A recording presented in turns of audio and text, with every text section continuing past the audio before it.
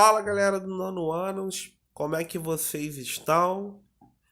Espero que vocês estejam bem. Vamos seguindo aí para nossa revisão. Eu sei que a gente ainda não pode estar junto, mas vamos manter na quarentena e estudando, que isso é mais importante para a gente não perder muita coisa. Vamos para a revisão do primeiro bimestre. O que a gente viu de mais importante no primeiro bimestre? O gênero textual resenha crítica. O que é esse gênero textual? Ele é um gênero argumentativo, né, que vai ter opinião e defesa do argumento, da tese, da opinião, cujo objetivo é apresentar um resumo, uma informação técnica ou uma avaliação crítica de determinado produto cultural, porque pode ser um livro, filme, um show, uma peça teatral, um evento de moda e etc. A fim de convencer o leitor sobre consumir ou não o produto. Então, toda vez que eu quero avaliar, fazer uma avaliação crítica a respeito de uma obra cultural, preciso utilizar esse estilo de texto, esse gênero textual chamado de resenha crítica. E quais são as características? O texto é argumentativo com opinião, então a gente vai ter opinião e defesa dessa opinião, tá? Vai apresentar uma estrutura com resumo, tese e argumentos. O resumo que a gente precisa falar sobre o produto cultural que a gente está fazendo a resenha. Vai apresentar uma crítica, que essa pode ser positiva ou negativa, vai depender da avaliação do autor da resenha. E o principal, pode ser escrito em primeira ou terceira pessoa. Lembrando que quando a gente escreve um texto em primeira pessoa, a gente está trazendo esse texto para o campo mais pessoal do nossa subjetividade, né? Então a gente fica mais característica, a gente está dando uma opinião mais pessoal no texto, né? E o texto na terceira pessoa, a gente tira essa ideia da pessoalidade, torna mais impessoal. Então a gente vai atingir a escrita mais formal, né? Que a gente vai ser mais objetivo e não vai dar para a gente pôr tanta impressões pessoais quando a gente escreve um texto na terceira pessoa. Então essa é a diferença principal quando a gente escreve um texto em primeira ou em terceira pessoa. Vamos seguindo aí. A estrutura de uma resenha crítica vai ter uma introdução, né? Como que vai ser feita essa introdução? Contextualização da obra cultural que vai abordar. Vai falar sobre a obra, contextualizar a obra, apresentar a obra. Se for um livro, apresentar aquele livro, quando que ele foi escrito, né? O autor dele, enfim, vai começar a fazer a apresentação para que o leitor entenda que obra está sendo falada.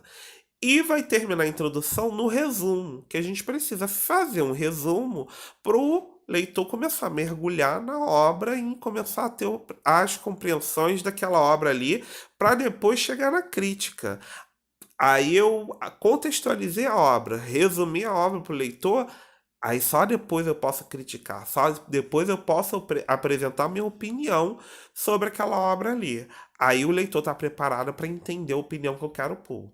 E vai terminar a resenha crítica na conclusão, que vai ser o quê? Reforçar o posicionamento do autor, reforçar a crítica, então um reforço maior na crítica, tá? Aqui não tem uma sugestão, aqui não tem uma outra opinião, aqui só tem um reforço no posicionamento do autor do posicionamento do autor da crítica, tá? Seguindo aí.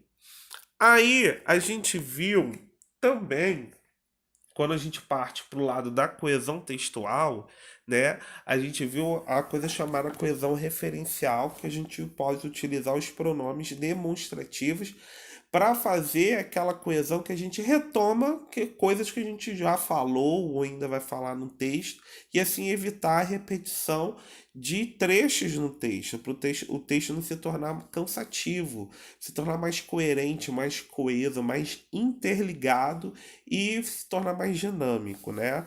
Então, os pronomes demonstrativos ajudam a gente retomar ideias seja falado anteriormente, ou seja, a gente adiantar posicionamento durante o texto, e daí a gente vai brincando e vai ligando no nosso texto, deixando ele mais dinâmico, né? Lembrando que os pronomes demonstrativos são este, esta, isto, esse, essa, isso, aquele, aquela e aquilo. Aí tem nesse quadrinho todas as funcionalidades do pronome demonstrativo, né? A gente pode utilizar uma referência de espaço, pode utilizar o pronome demonstrativo, uma referência de tempo, e no texto, o que interessa para a gente é redação, como que a gente vai utilizar esses pronomes demonstrativos no texto.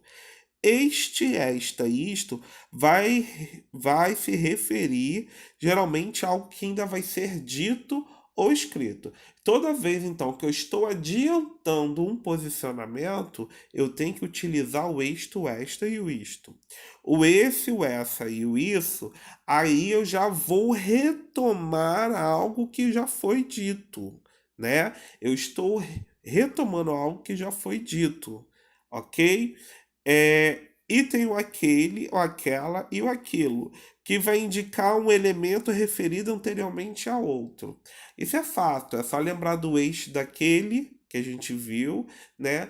Toda vez que eu falo de algo que está mais distante do que eu já falei, eu utilizo aquele, né?